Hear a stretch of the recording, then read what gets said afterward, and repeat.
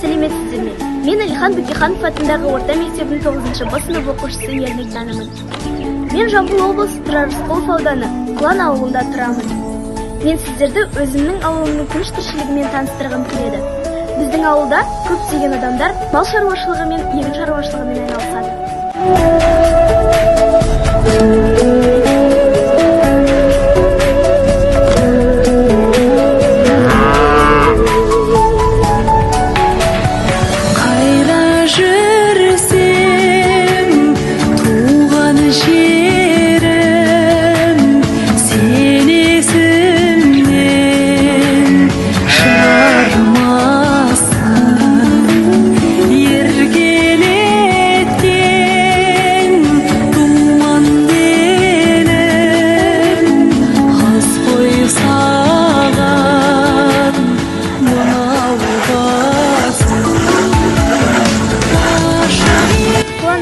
Жақын орналасқандықтан ауасы таза, табиғаты керемет.